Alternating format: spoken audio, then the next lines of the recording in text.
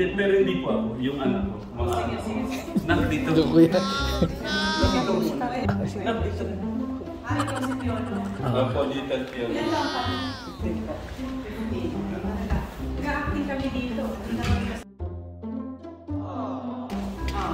Na? Okay. Go, kuya. Ma'am Tony, ano lang, isa lang naman po itatanong ko. Aral po na pwede nyo ma-share sa mga katekram. Isa sa mga aral na pinaniniwalaan ko, na natutunan ko din sa'yo na kapag mahal mo ang ginagawa mo, hindi importante ang sinasabi ng ibang tao. Ang importante kung ano ang pagtingin ng Diyos sa'yo. Grabe naman. Hindi kasi ganun din yung buhay mo, diba? Opo. So yun ang nakuha kong lesson sa'yo. Opo. Baka naman pwede kayong mag-hi sa mga Akala ko pakakantahin mo naman ako. Baka naman kung pwede mag-sample kayo ng Ay, sige po. Pwede ho ba sa mga katekram? Hello sa mga katekram! Ako po ang bagong niyang ampon. Punta po kami, promise na. Ito din po sa mga Katony Talks. Ayan.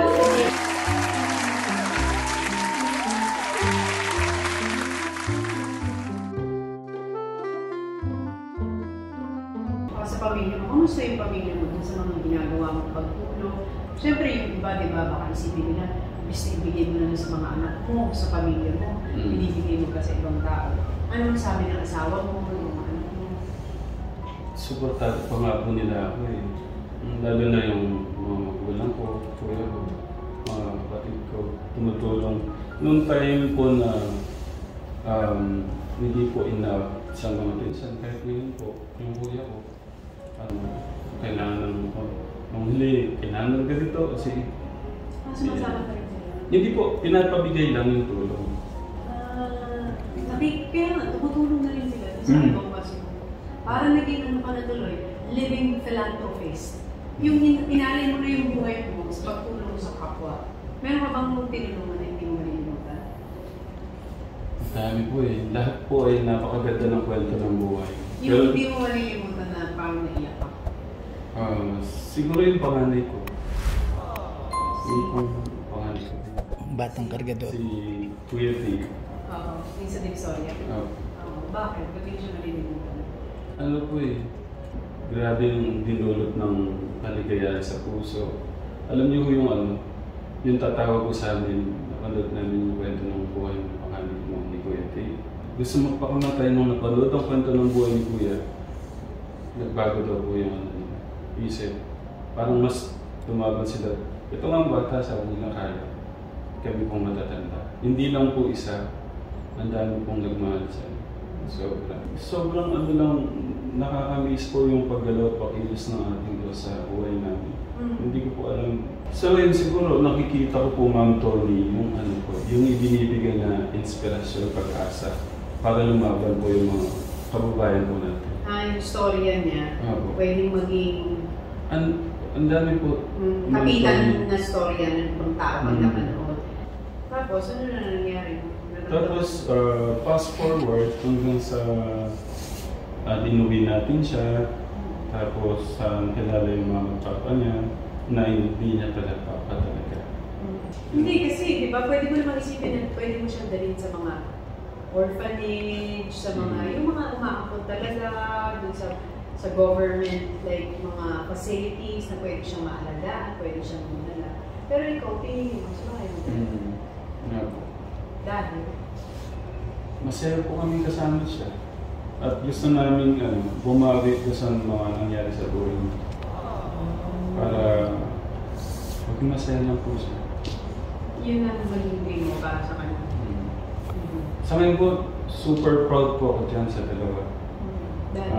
Lalo-lalo na ngayon, ang gagaling po sa school.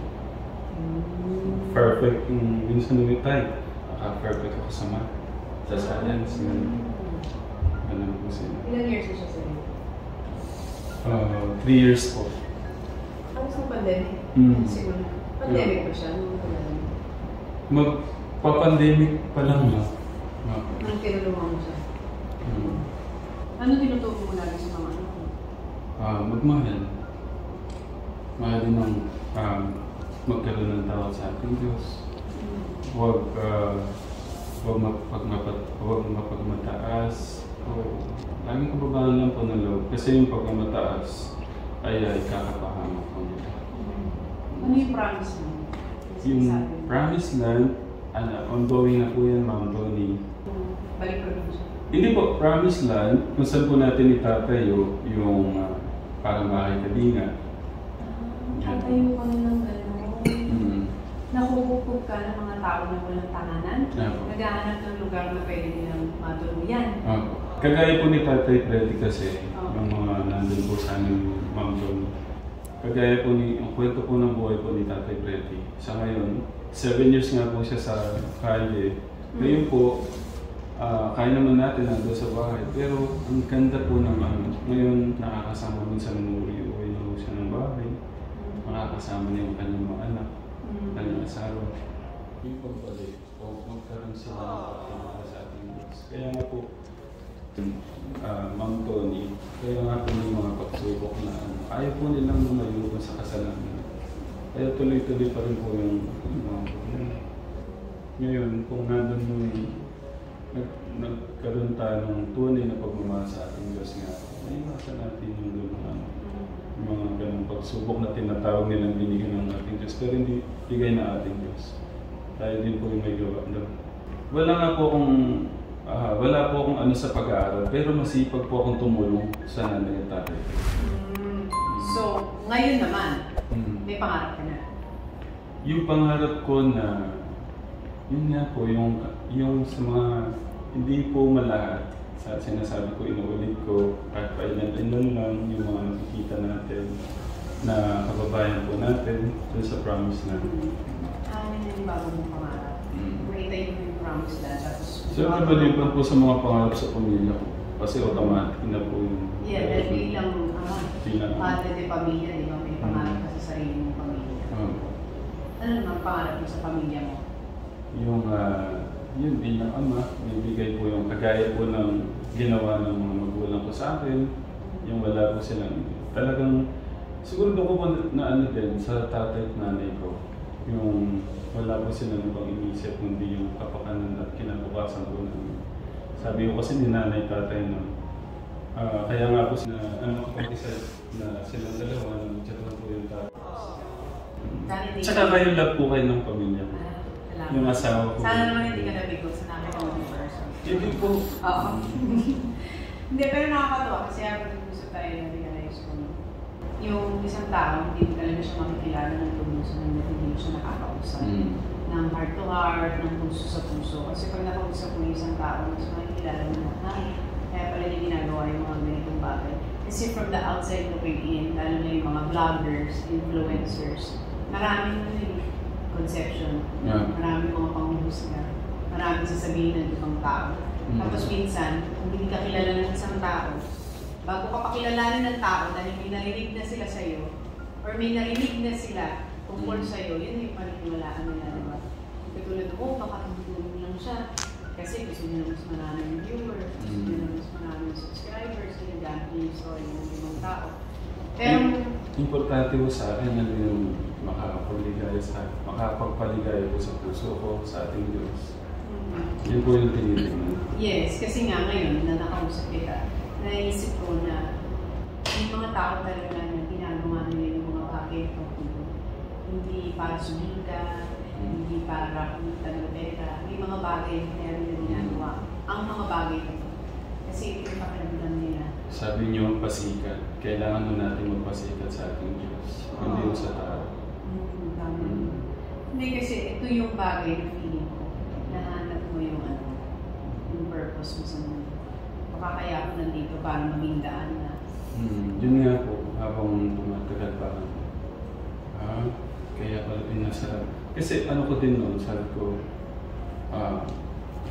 hiling ko din sa ating Diyos na kasi hindi mo ako masaya.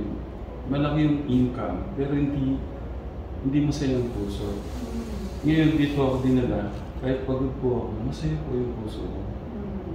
Kaya sobrang thank you lang kayo na sa uli ng buhay ko, ginamit po ako.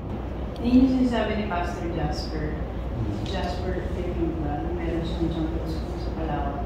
Kasi sa mga hindi ko malilimutan yung sinabi, nandito daw sa is find your purpose. Tama. Kasi pag nahanap mo yung purpose mo, susunod ang happiness. Diba? Tama po. Kasi nung una pag-hahanapin mo lang yung kasiyahan sa mundo, hindi ka magiging masaya kasi walang katapusan yung kasiyahan ng mundo na temporary yung binibigay. Pero pag nahanap mo na yung mission mo, true happiness is kung ano yung pagmamahal ng ating Diyos. Pag nahanap mo na yung mission mo na, kaya siguro ako nandito para gawin. Kaya nga po tayo nandito dahil sa pagmamahal ng ating Diyos So dahil kailangan din natin siyang para maging okay na. So yun ang way para ipakita mo pagmamahal mo kay God. Minamahal mo yung kapwa mo. So yun ang ating nakuha sa story ni Tekram. Everything is rooted with love. Diba? Lagi ko po sinasabi sa pag nagla-live po kami. Balutin mo ng pagmamahal ang di marunong magmahal para matutong magmahal. Yan talaga. Pagmamahal talaga ang solusyon. Kasi pagmamahal si God. Yes. Kaya din po yun sa Lord. Tututo ka magmahal sa iba pag nakaramdam ka na ng totoong pagmamahal. At lubos, mai-share niyo yung pagmamahal na yan kung mayroon kang tunay na pagmamahal sa ating Diyos at sa pamilya mo. So yan ang ating nakuha from, parang pa-missionary ka na talaga. Parang missionary rap na ang tawag sa'yo. Kasi parang ito na yung naging ministry mo. Na parang mission and ministry mo na rin itong ginagawa mo sa online. Pero maganda kasi ito yung mga bagay na pinapupunta ka ng mga nanonood sa'yo ng pag-asa. Kasi yun naman ang hinahanap ng contact. Diba? Makakita siya ng ray of hope, humor of life. So yung parang yung gusto mo i-share sa mga subscribers. So maraming salamat. Thank you. Thank you. Maraming salamat sa pagbabahagi mo.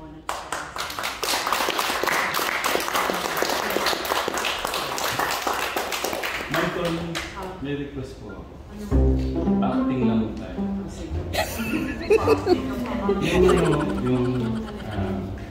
Wait. Anong karapatan mong hingin ng isang bagay na pinaglaman mo yun? Hindi, pero hindi po ako. Yung anak ko. Mga anak ko. Nakdito. Kuya. Nakdito. Ano daw si Piolo? Opo, digital piano. Ilan lang ba? 15. Nag-acting kami dito. Hindi na kami kasi.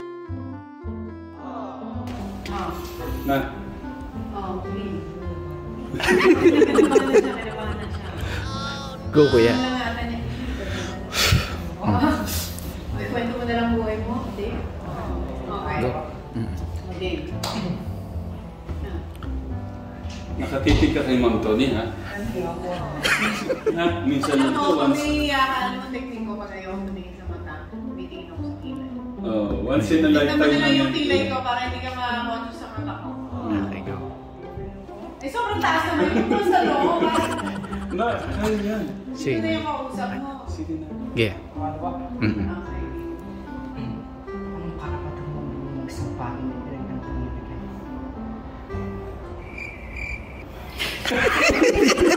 Ma'am Tony, yung ano po nyo? Nandito si... Yung linya po nyo, Ma'am Wala Tony. akong linya doon. Wala. Si Piolo yun. I deserve. Yung umiyak lang lang ako. Parang nagusot lang yung mukha ko. Umiyak lang po pala. Ano lang ako. May hintay ko eh. May Ano yung I deserve? Okay, yeah. Okay. Oh. Sige, go. Okay. Uy, ang galing mo daw sa math. Perfect mo. So, perfect mo na yan. Go. Anong karapatan mo humingi ng isang bagay na ipinagtang pinibigay? I deserve an explanation. I deserve an acceptable reason.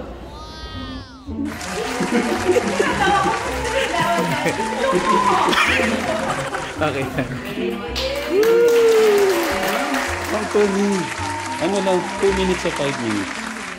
Ito ba anak mo?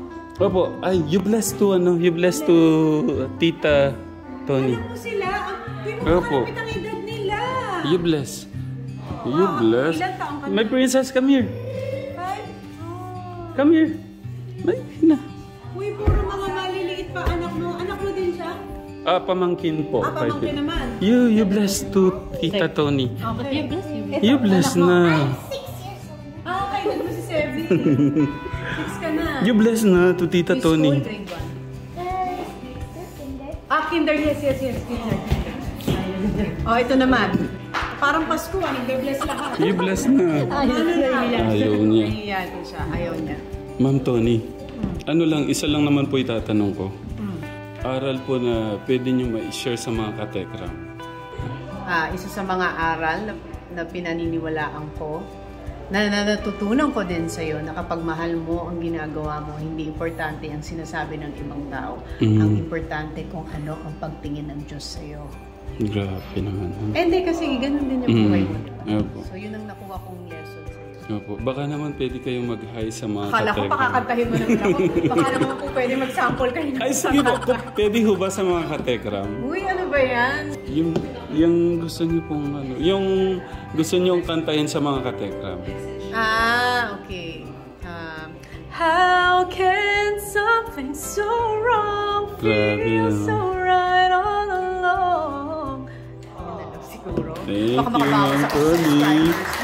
Grabe. Thank you po. Pagpunta nyo dito, hello sa mga taga Pampanga, may Kenny. Pwede pa bati po yung nanay ko. Luz Biminda Manalastas po. Naging wawawin na tayo dito ngayon. At saka po, Shoutout sa inyong lahat. kinakapalan yung mukha eh, no? Okay. Luz Biminda po. Totoo. Nanay Luz at saka si Tatang Mio. Luz Biminda? Di Apo. ba Luzon, Visayas, Mindanao yun? Yun talaga Opo. name niya? Opo. Okay. So, akala ko pawawawin na to. Luz Biminda, hello po. Saka si Tatang Mio po. Tatang Mio. Ma'am Sa mga Tony. subscribers, Tekram, hello po. Sobrang saya po ng puso ko makita kayong personal. Ay, salamat. Sana naman nasulit ang Ma'am- inyong pagluwas dito sa Maynila. Tignan niyo yung mukha ng asawa ko tsaka kayo. Magkahawig po. Pagka po nakikita ko siya, nakikita ko din po. Parang nakikita ko kayo. Mahal, pakita mo nga. Hindi mo nakita sa akin? Ayan po. Baka naman kay Lola mo. Tingnan, mahal dito. Wala, naya naman po ako. Dito ka. 30. Bata pa ng asawa mo. Ang ganda ng asawa mo, ha? So, Sino? nagkakilala? Yun po, sa kasal nung... Akala ko sabi mo sa kalsada. Mahal, picture kayo ni... Yan po, kasal nung... po. Nagkakilala kayo. Church Paano ka niligawan? Wala pong ligawan. Ay, kayo agad? Ang galing mo naman. Okay. Ma'am Tony, thank you. Thank you. Baka pwede ko naman mahal.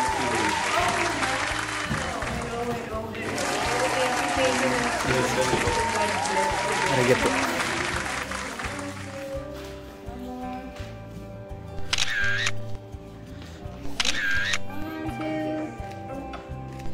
Para tayo nag-family. Hello sa mga katekra! Ako po ang bagong niyang ampon. Punta na po kami, promise lang. Hello din po sa mga Katony Talks. Ayan. Merry Christmas, Happy Fiesta! Sa barangay! Thank you po.